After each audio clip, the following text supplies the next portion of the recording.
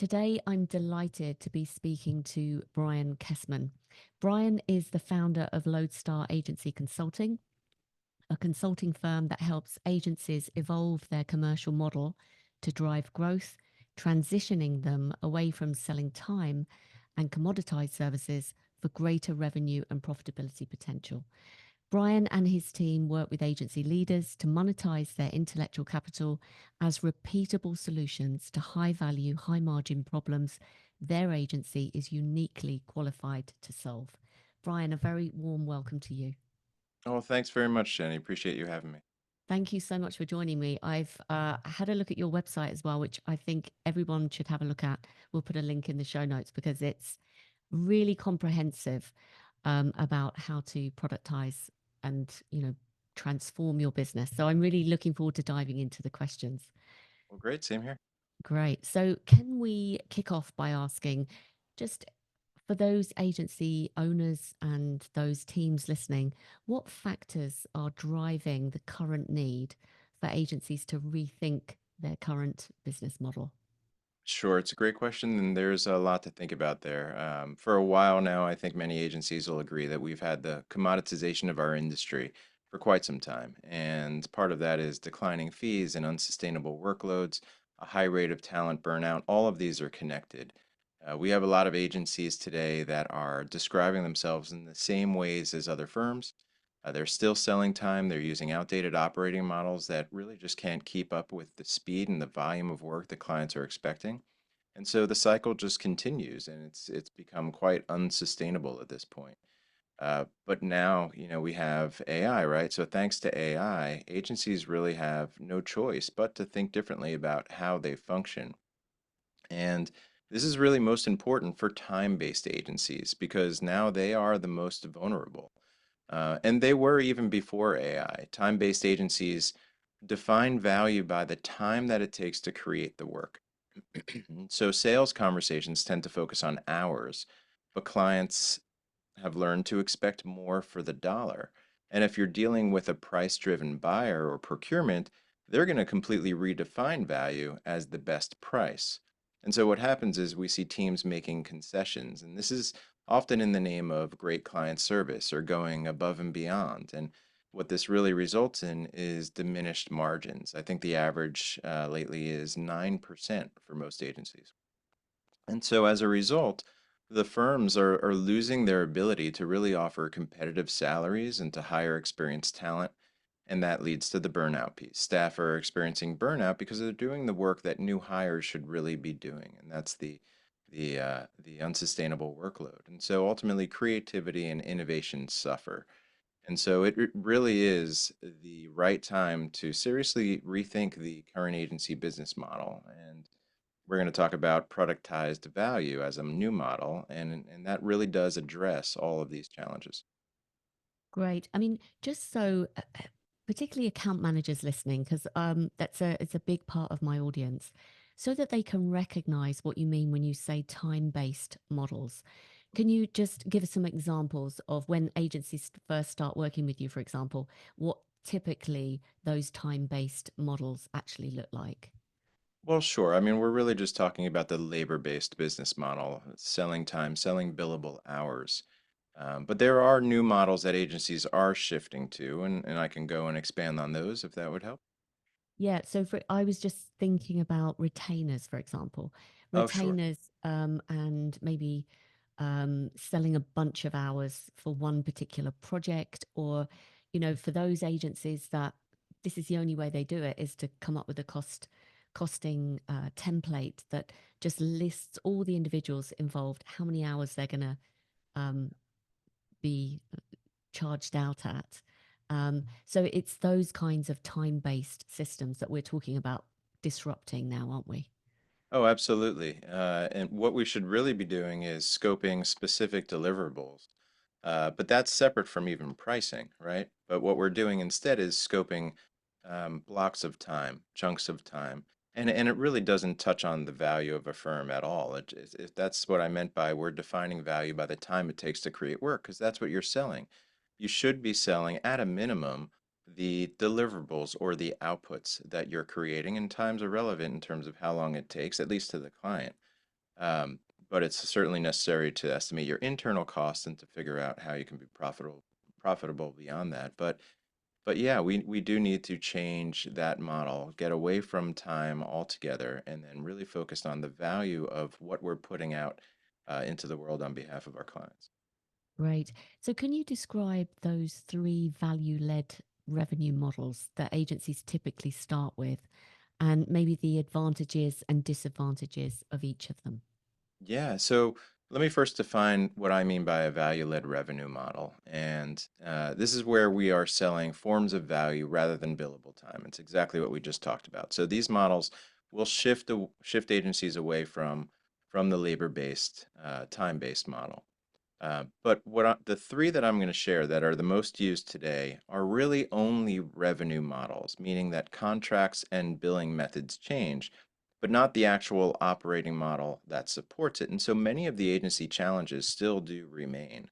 But let me go into detail about what each of these three are. So the three most used value-led models or revenue models are the value-based model, performance-based, and the output-based. And the output-based is also referred to as the deliverable-based model as well.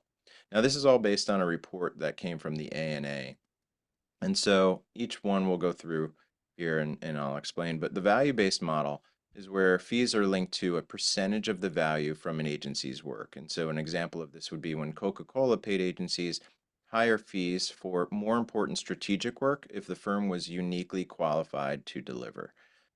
We see 11% of marketers are using value-based compensation with their agencies, but this has been declining, possibly because of some of the drawbacks. And so those are that there's confusion about what the model really means and how to do it correctly.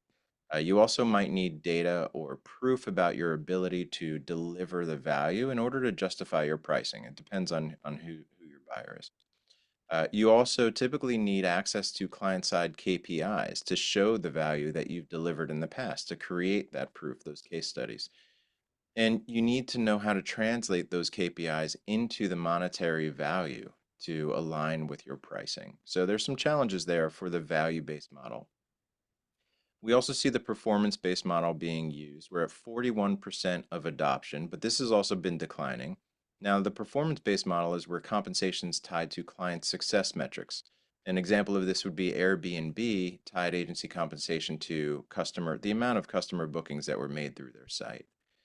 So again, this has been declining. There are certainly drawbacks to this as well. Agreements are complicated to draft up. They require a lot of effort to do that.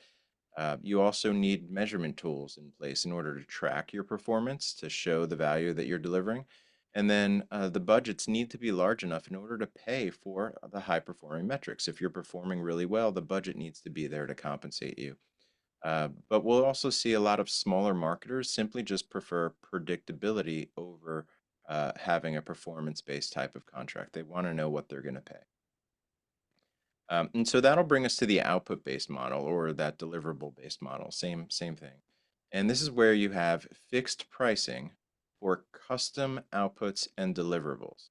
So an example is a fixed price for a website. We could still price it based on time, but we're not selling it to the client that way. That's really the only difference from hourly work. It's a fixed price tag, so we are able to try and get away from haggling over hours.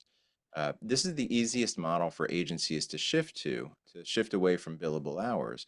And that's why it's been increasing. We see 53% of the largest advertisers are now using this method with their agencies. But the drawbacks are significant. At least the first one that I'm going to share here is, and that's that marketers have industry benchmarks for agency deliverables, and so they can still compare pricing and try to negotiate down hours and fees. So this still happens. So even though this model's meant to help us get away from that, it still occurs. And since we're doing or creating custom deliverables, that can mean reinventing the wheel for each client, which is costly. And it also introduces a risk to your profitability because custom scopes require a lot of effort and do increase the risk each time. And so these are the models that are certainly a step in the right direction. Again, only the contract and billing methods change here, so they're not addressing the range of problems that agencies are experiencing, at least to the level that's really needed. And that's why we see a lot of agencies turning to the productized value model, which is on the rise. Okay. Thank you first of all for that comprehensive overview. That Uh, was really, really useful. I am do you think why is it not working? What kind of feedback do agencies typically tell you? You know, we've abandoned it. I mean, 53% moving to a output based model is a step in the right direction for sure. And I sure. suppose my question is, out of those that are finding that that's still not working, Yeah. is the biggest reason for that they're getting pushback from procurement teams that are maybe trying to feed them through their Excel spreadsheet sausage machine and say, we demand to see your hours by person, or is there something else? So procurement's actually expecting it, and I've heard in cases where an agency would go in and procurement would say, or their marketing client would say, "Do you price based on deliverable-based pricing? If not, we do. That's how we do it, and here's what we think we should be paying for the different deliverables." And so they're certainly prepared for it. Again, it depends on who you're working with, right? But many are prepared for this, and they're relying on their database of the average prices and fees for certain types of deliverables. They have an extensive database, small, medium, and large website. What would it cost for what type of agency or what type of brand? And so they know what they want to pay for that. And so Mm. they will negotiate that down. And the other challenge is that if you're simply going into an opportunity saying, here's the price for a website, we're still not talking about solving a business problem. I mean, maybe that language circles the offer of the website, of course, right? But what you're still selling is ultimately an output or a deliverable, a website. You're not selling a solution to a specific business problem. And that's where we should really be starting. We should be starting with the business problem and the solution, and the website happens to be part of that. And so just going a little deeper into that problem, I was just speaking with somebody about this the other day, a client who expressed the same type of challenge. Uh, what we want to do is shift that approach where you're just offering a website that can be easily compared to figures within the database that I mentioned, and instead you come with a combination of different services that equate to your program or your solution. And that is differentiating. That is unique. That is something that's solving a business problem. And that's again where we want to start. We don't want to start with a website. A website's part of the solution. Great. Okay. So I'm kind of thinking of all the potential questions that someone might ask us. Let's suppose we've got a client who's trying to mandate us that they just want a website. I only want a website. Yeah. Do we still try to steer them in a consultative way to Yeah. say thank you for the brief, but actually we can come up with an even more effective and efficient solution. So leave Yeah. it with us. Yeah, well, I'd argue that they don't want a website. They want the outcome that's going to come from having that website. That's where we need to refocus the conversation. Very good. So tell us, Brian, after all of those three kind of methodologies, which value led business models are the most transformational? Well, I'm a bit biased since my work focuses on productizing the value of agencies. And as I said, this is really the most transformational model. This productization addresses all of the problems or the challenges that I mentioned earlier. What I mean by productizing an agency's value, which I also, you'll hear me say the product model, that's where we're going to use fixed pricing for repeatable solutions, programs, and products. And so if you think about the definition of a product, just to make sense of what I just said there a little more, is the definition of a product is something that can be delivered in a reliable, consistent, and repeatable way. And that's what we want to deliver to our clients. And so we're monetizing an agency's intellectual capital as repeatable solutions to customer problems that the firm is uniquely qualified to solve based on their core strengths. And so in this way, there's a lot packed into that. But in this way, it's much different from the other revenue models where only the contracts and billing methods change. And this is what we're talking about here is a change to the entire agency business model. And so we go much deeper. And to do this effectively, we need to first start by refocusing the business strategy, honing in on those specific problems that our right fit clients want solved, but the ones that we are uniquely qualified to solve. We need to shift from promoting our services to thinking about problem solving. Remember, we got to start with the problem and a solution rather than a deliverable, and then design the operating model to support that. We're aiming for repeatable success. And so there's a lot of opportunity there for agencies moving into this model. So the operating model is really changing the way the business works so that those productized services are repeatable. It's kind of how can we change our services, but also how we work as a business. Yeah, absolutely. And one of the biggest opportunities for agencies moving to this model is the ability to adjust their team structure. What happens today in agencies is we have people being assigned to projects. A new project comes in the door, we look at who's available, and then we pluck our people from our different functional silos and we assign them to a project. Mm. Now, that whole process is costly. It can be chaotic, depending on how organized the firm happens to be and the right technology in place to help them do that. But the challenge is also that with the more projects that a person has on their plate, the more lines of communication that they need to manage, which can be complex and creates greater risk for mistakes or rework or misinformation. It's certainly contributing to burnout. As the more projects you have, the more meetings that you have, the less time you actually have to do the work during the workday. And so many people are taking their work home on the weekends or after hours. That's where they can really focus. So there's a number of problems with the current staffing model.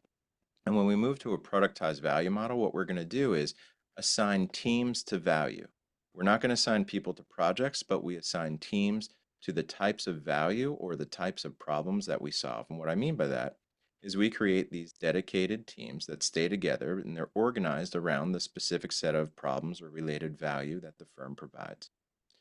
And so, because of that, the team starts to gain efficiencies by working together. We reduce meetings because all the work that the team is working on is on that same team. We're not increasing lines of communication outside of that team, we're not increasing meetings. And so the team starts to work extremely well in that type of model. And they can also adapt rather quickly too to changing priorities for their clients, which is really what we need today in terms of how clients are changing their priorities or new data that they're gaining that causes a new need and so on. Okay, fantastic. So, a question for you. Let's suppose we've got a team internally that are dedicated to helping solve clients that come to them, maybe in the, I don't know, manufacturing business space that want to launch a new product. So, they're very focused on solving that particular problem. So, you've got this team. A few questions. Who typically comprises that team? Is it just depending on the nature of the the task, presumably? Yeah, so I'll usually start. I usually start by answering that question saying it really does depend on the nature of the agency's business, the problem they're solving, the type of work, the resources that they have on staff, and so on. But the model that I would recommend is requires two teams. There's the planning team, which is your main interface with clients, and it's usually the account lead and leads from the other disciplines, or someone who can represent the other disciplines within the agency that are relevant to the problem that the agency is solving for that client. And that would be the planning team. And so there's a strategic aspect to what that team does. And so that's more directional for the next team, which is what I'd call the delivery team. And the delivery team is the team who is creating the work. Now, there are leads on that team that would join client facing meetings. So it's not that that team is not interfacing with the client. They are. It's just the consistent interface with the client is the planning team members. And they pull in the right team members when needed from the delivery team.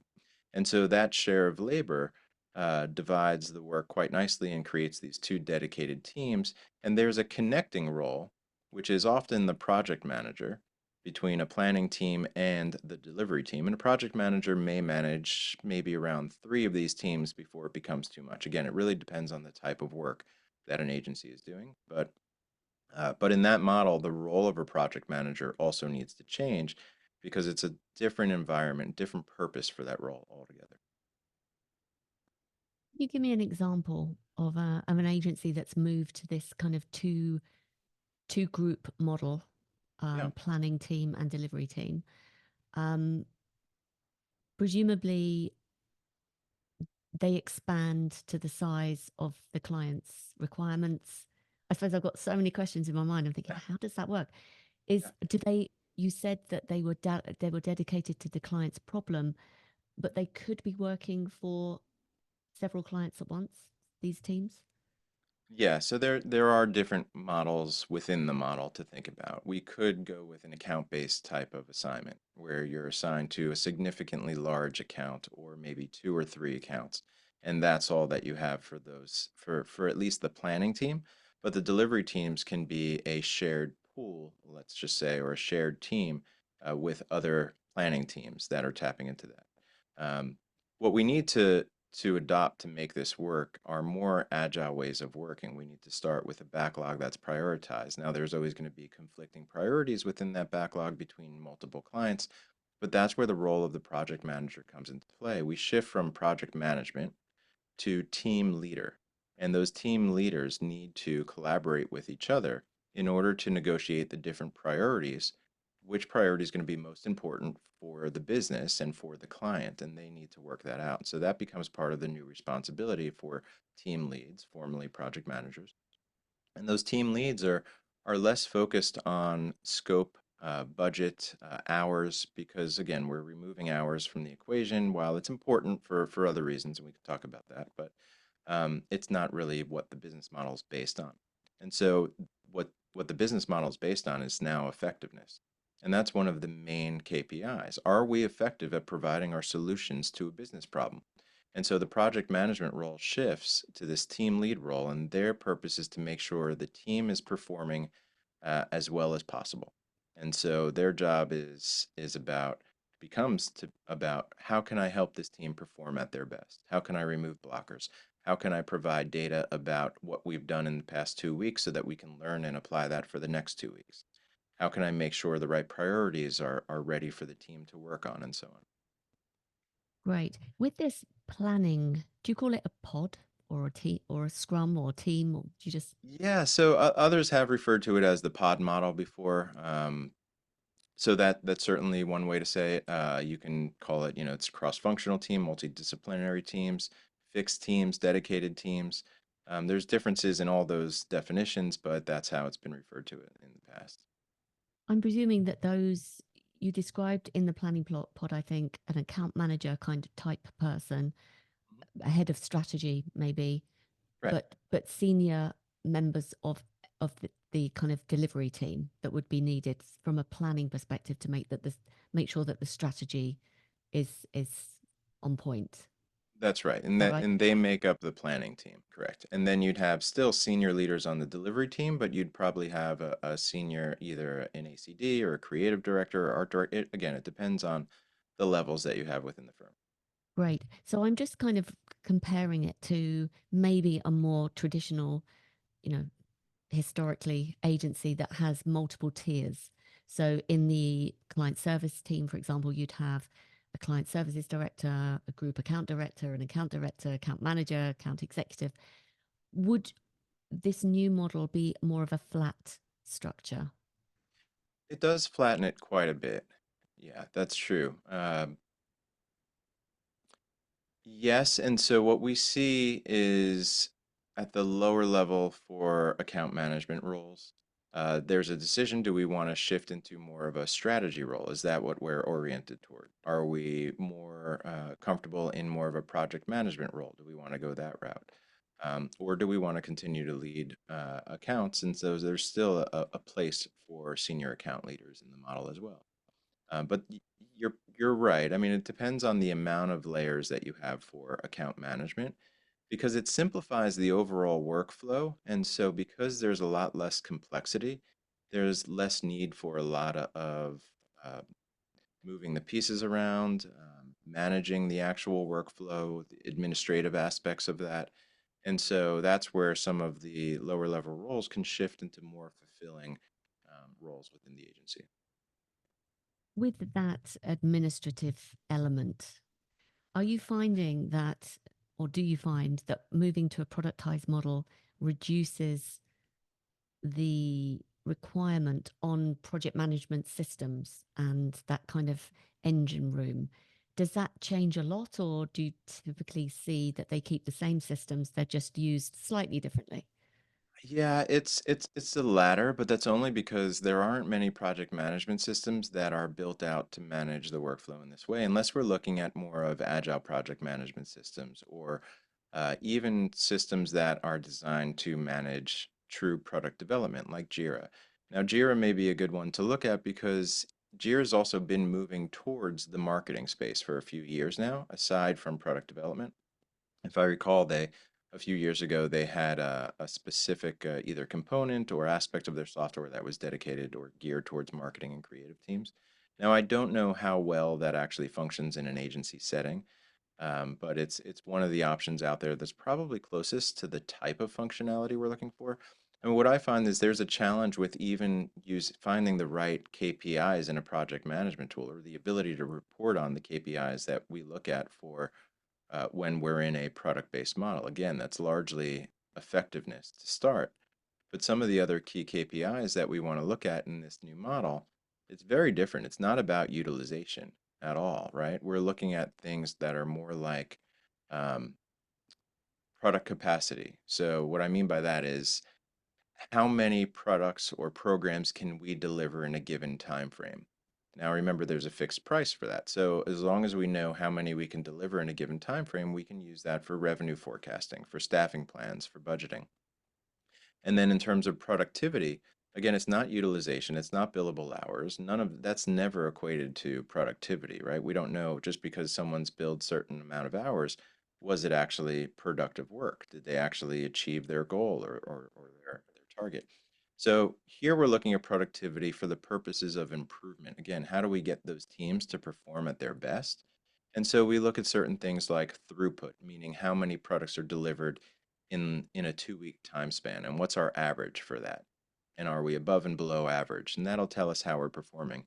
How much time does it take to get the first piece of work in front of a client for a given engagement, right? And so time to first client review. Process cycle time. How long does it take for a piece of work to go through one part of our workflow? And so we'll have specific metrics for each stage of our workflow so that we know where are the bottlenecks, and your planned completion ratio, a way of measuring how much work we've planned to complete in a 2 week time frame versus how much did we actually complete. And I say 2 week time frame as an example. It could be within a month, it could be, from milestone to milestone. It really doesn't matter. But those are some of the metrics that we look at. And it's the traditional project management systems that are based on time don't necessarily offer those types of metrics. No, they don't, do they?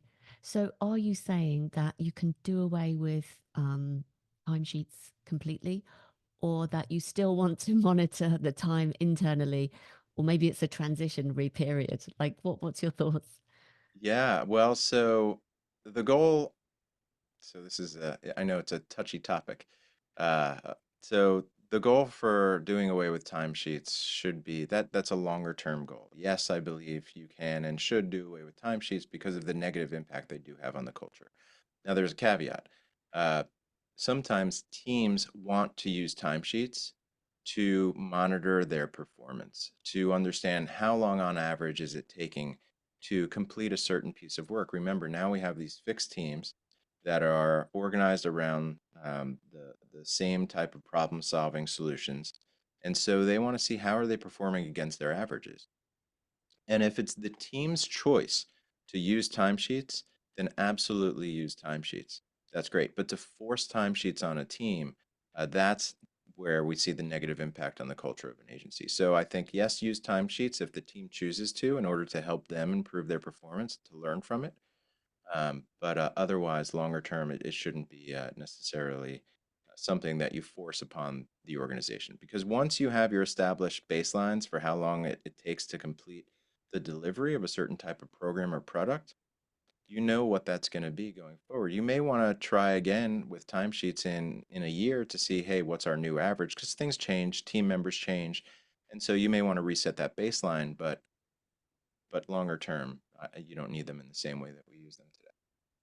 When you're discussing those key business KPIs with the client Yeah. and you're establishing, which product or program we're going to suggest as a solution, is it an is it often that you find that there are some periphery elements that we need to add to those products and programs in order for it to really reach their business outcome that we want to achieve?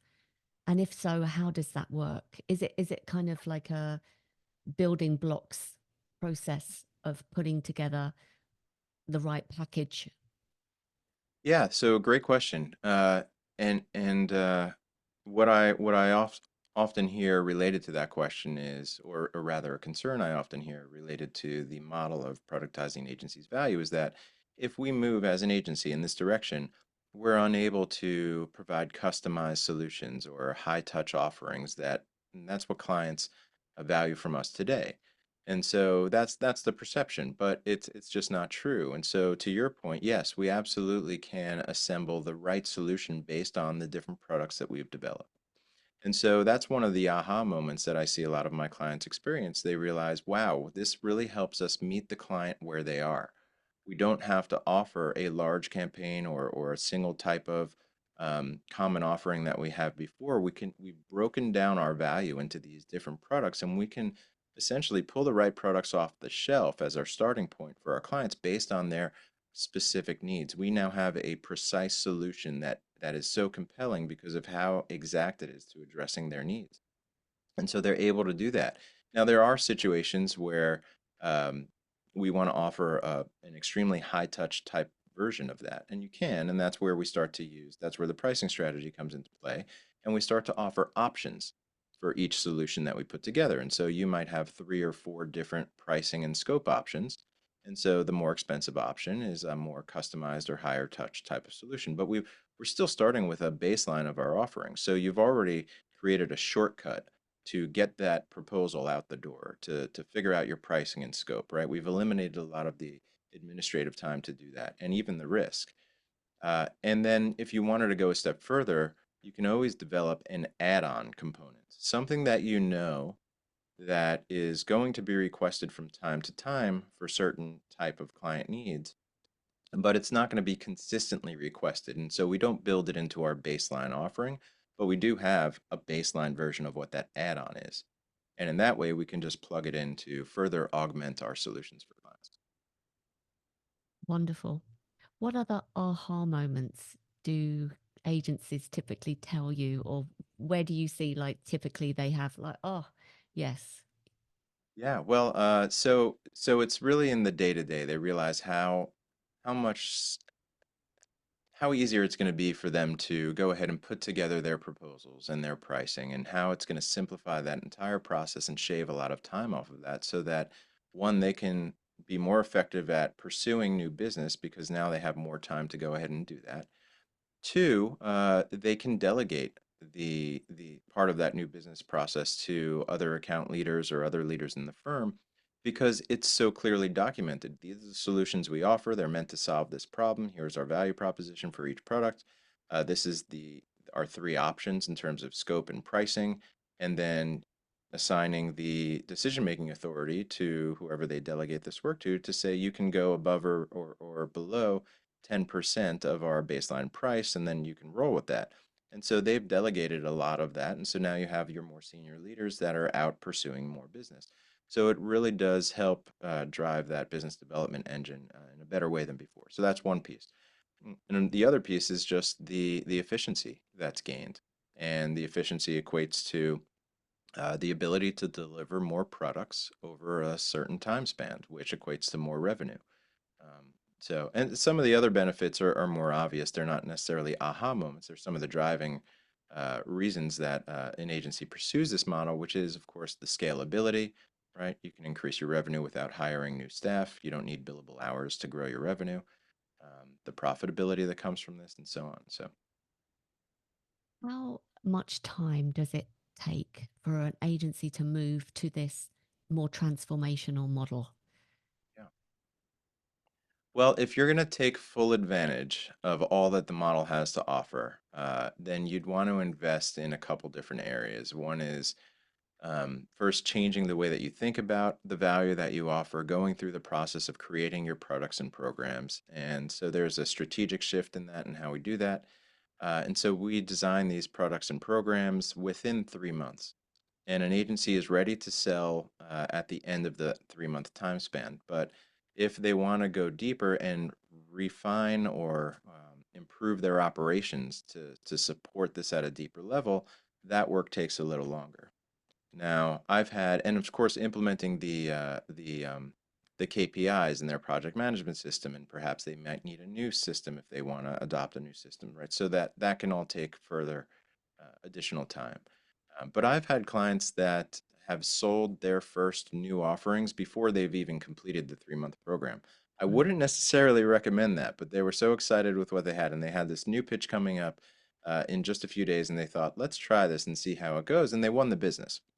And so I was amazed they were able to put it together so quickly, but they did, and they won the business. And then they had to figure out, well, how do we operationalize what we just sold? So that's why I don't necessarily recommend running out and doing that right away, but it's certainly possible.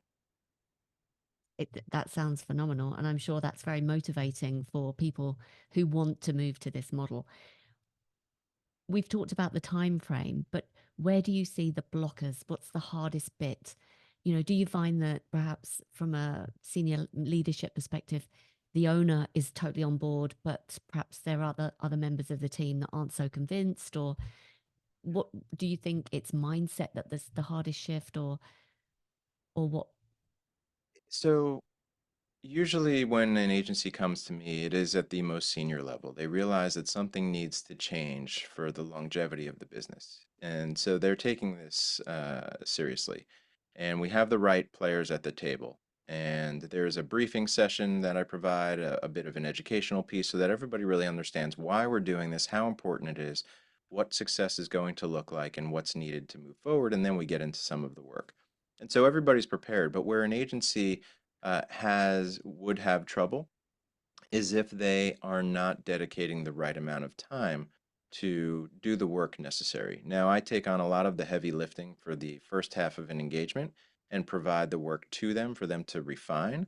But then we get to a point where I am handing over much of that to the agency to take and own, such as doing the actual cost estimates and refining the scopes of work for their different products and programs. And so I'm there to help them, but still, they need a certain amount of time to do that.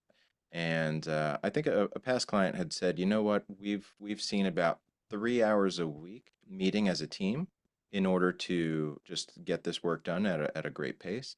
And so if you don't have that time, that could be a challenge. But this is a really important initiative, and so many agencies are able to set aside that time. You find that it also has an impact on the account management team that are perhaps tasked with growing existing business, moving perhaps existing clients to this model. Is it easier to start with net new prospects versus shifting existing? Yeah, absolutely, it is, right? Because you have a new client that doesn't know how you used to work. This is how you've always worked, or at least this is their first experience with you. Mm. And so your existing clients, there is a bit of a educational piece to that. But because everything that we do in designing your programs and products, it starts with what are the problems that your right fit clients have? Why do they come to you to solve those problems? How do we surface those strengths and really hone in on the precise needs of those clients? When you bring that offering forward to those existing clients, they have immediately seen the value in those offerings because they are designed for them. It's not about saying we offer brand strategy, we offer CX. The client's never buying brand strategy, CX, production. No, they're buying the solution to their problem, and that's what you're selling. And so they see that as a really compelling offering. And so it's usually an easy transition, but there are steps involved, of course, to educate them there. And then, of course, to prepare the team internally on how to speak to that value and how to adapt your workflow a little differently, especially if you adapt your team structure like I described before. Do you find that, because I know that you're also a consultant in terms of positioning as well. Do you find sometimes you start working with an agency that perhaps hasn't got a really well defined proposition or positioning, and therefore they're serving multiple clients, multiple sizes, multiple industries with multiple services, and therefore trying to productize is a little bit like harder? Yeah, absolutely. Great observation. Yes, so there are agencies that we do need to first start with a positioning engagement, or at least we have what I call a value proposition workshop built into the program, where we just need to tighten up their focus a bit, or at least how they speak about their value, how they speak about the problems they solve, or who they're going to focus on, because we can't be everything for everyone, or we're not going to be effective at designing these solutions. And so we do need to find the right fit clients, meaning the clients that come to them for their core strengths. We need to uncover the problems those clients are looking to solve when they do come to the agency. We need to uncover the outcomes those clients are expecting when those problems are solved. And that's what we want to design our solutions to provide. And if we don't have a clear, focused positioning, well, that's a problem. And so that's why the value proposition workshop is a key piece of that for certain agencies. For others that already have a strong positioning strategy, we can just roll right into the productization work. Makes total sense. I mean, it's music to my ears in terms of what I'm trying to help the account managers do. You know, become a lot more entrepreneurial, understand the client's business, be outcome focused. You know, when you're looking at those briefs and challenging briefs and coming up with a better scope of work that's going to be more effective, etc. And often it's because their system that they're used to working in, the business model, is a bit like a menu, as you said. Like, we do brand strategy, we do this, we do that, and it's so focused on sort of features rather than outcomes. Yeah, and you know what? That leads to one of the other aha moments that I forgot to mention, which is that when you're in this model, it's so much easier to describe what you're offering and so much easier for your clients to understand what they're buying. And that those words come from a previous client. That was their aha moment, and they've been really effective at going forward because of that. And so it helps on the account management side, absolutely.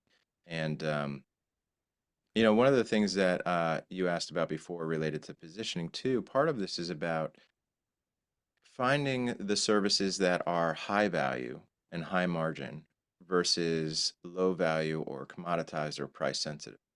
Part of this process is about choosing where you're going to invest in terms of productizing your value. Again, we want those high value, high margin areas of service, and we want to reduce our investments in the commoditized or price sensitive areas of the firm.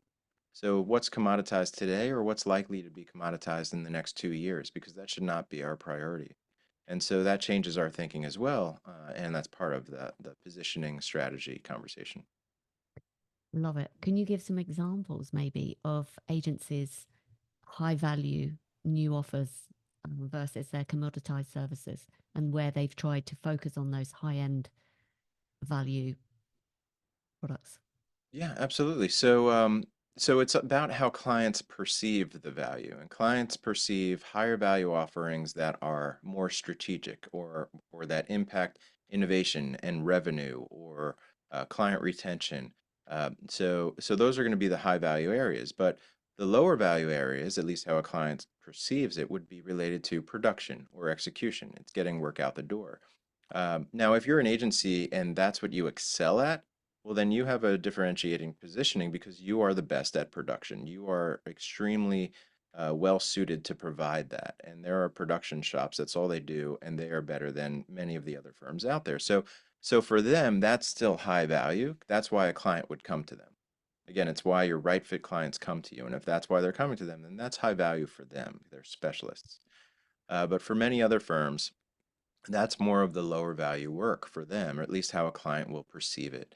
And that's where it's price sensitive. And unfortunately, as you know, many times agencies are giving away some of the strategic aspects of what they do only to charge for the production work. And if that's most of your business, then we need to shift that. We need to flip it. And we need to start to charge more for the strategic work and then start to reduce our investment in some of the production area. Now, that could be a longer journey for some firms where that's most of their revenue. And so that's where a positioning engagement is really most helpful because we can really rethink what the agency is really great at in terms of the problems they solve, not the outputs that they're producing.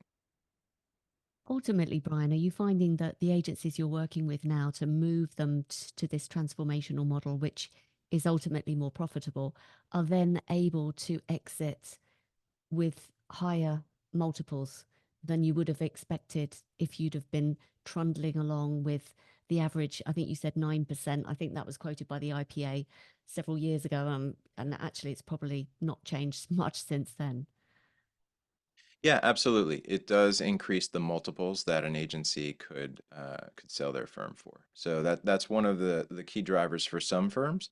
For others, higher valuations could be a piece of it, but for others, it's really a lot of the other benefits we've been talking about in terms of financial predictability, the ability to scale their revenue, the profitability. There's the operational advantages where it simplifies the operating model, and in turn, you're able to invest in developing your team members professional development wise, and then also because of the repeatability factor of some of these programs, you're able to introduce automation or other technology. All of that reduces the risk of burnout. So there are just so many benefits to this model. As I said, it directly addresses all of the challenges that I mentioned in the beginning. I'm going to ask you the same question I asked Tim Williams. I hope you don't mind. It Ah, wasn't on my pre-questions, so yeah. think about it if you want to, but you might have an answer straight away. Looking at this business model move, and I know many agencies that I've spoken to want to move to this way of working for Mhm. all of the reasons that you've cited. If we're looking towards this kind of agency business model of the future, which roles are going to be maybe less needed or that are going to transform, that are going to need to shift in some way? Are there, which roles in the agency typically are you seeing either we're going to need more of or less of? Yeah. Uh, Really interesting question. And actually, I watched your conversation with Tim just the other day. So I saw that question come up, Okay. and I was thinking about it as well after that. So um, I don't know if it's about roles that would disappear per se or be less needed. Certainly, if you revise the team structure, as I mentioned, roles change because the workflow changes, and the focus is about outcomes. And so, when roles change in that way, we redesign the role in terms of the unique objective for each role. We have to define that clearly to reduce redundancy across roles. We define the outcomes each role is meant to produce and outcomes that they need to produce for for the business itself, for their team members, and for the client. And then we think about what are the decision-making rights that this role then needs to produce those outcomes? What kind of professional development do they need? And what are the leading and lagging indicators that will help that role determine if they're successful in the moment and at perhaps a 3-month mark to periodically review their performance? And so that whole mindset about what a job description should be changes. And so the roles evolve for the better, focused on outcomes, and they're more fulfilling. And there's a lot less complexity in the organization because of that. So that's just one way how all the roles would change in terms of how they think about their work. But there are other roles that do need to be introduced. It's helpful; it's not required, but someone to oversee the product portfolio or the program portfolio to make sure that you are maintaining a product market fit.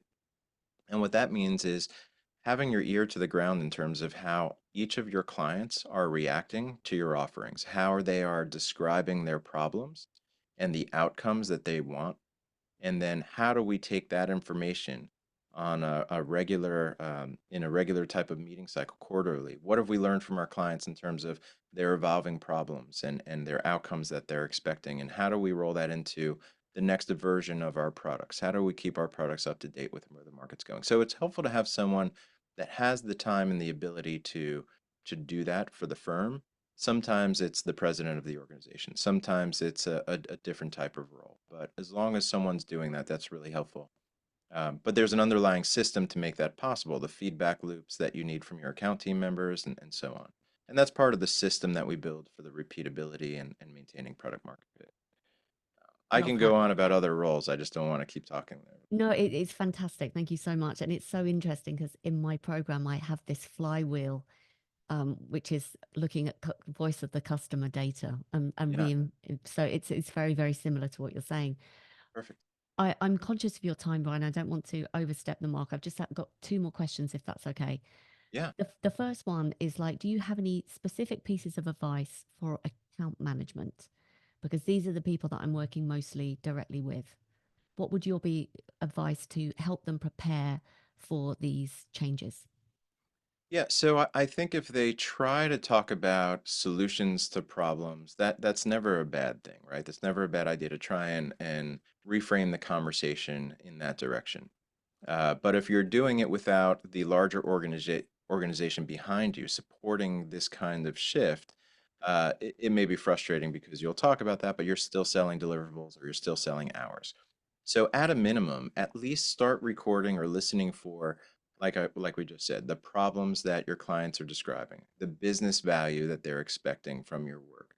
And if you can start to see the pattern from those conversations, you can be more effective in how you speak to the value of your firm, how you start to upsell your clients for other solutions that you can offer. You'll be ready for this type of shift. So at a minimum, listen for that those types of cues. Lovely advice. Thank you. And final question, what other trends are you seeing um, that are going to be affecting the agency business over the kind of next 1 to 3 years period? What kind of observations have you made about what's changing and what's going to continue to change? Yeah, well, so we're all seeing clients and marketers start to take some additional work in-house as a result of AI, right? So they have new abilities. Everybody now has access to the same type of technology, and they can start to make use of that to potentially deliver some of that work that we talked about before, perhaps the lower value or the commoditized or price-sensitive type of work, and they can bring that in-house. And so what we need to think about is how can an agency evolve to future-proof their business, and where can they play higher up on the value chain or at future stages of a client's business growth, so that they can be there with those high value solutions. So that's one of the trends that we see happening, and that's what's driving a lot of the adoption of the productization model too, because it's not just about creating programs and products. This is a very strategic type of program where, again, we're looking to move away from commoditized types of offerings to offering high value, high margin solutions so that we can be there as our clients continue to evolve, looking for those partners that can solve those key problems. Lovely. I agree. Thank you so much, Brian. This has been so valuable and so content rich. So thank you so much for taking the time to share it. Final question. Sorry, one more question. Yeah. What's the best way of people talking to you? Are you happy to talk to anyone? Who specifically would you like to talk to? And what's the best way to reach you? Yeah, I'd welcome a conversation with anyone who wants to reach out. So find me through my website. My email address is brian@lodestaragencyconsulting.com. Ideally, though, if your agency is looking to either focus your growth strategy through positioning, future-proof your revenue model through either pricing or productization, or overall fix your operating model, uh, I'd love to have those conversations. So, Fantastic. We'll put all the links in the show notes. Brian, thank you so much. all right, thanks so much, Jenny. Take care.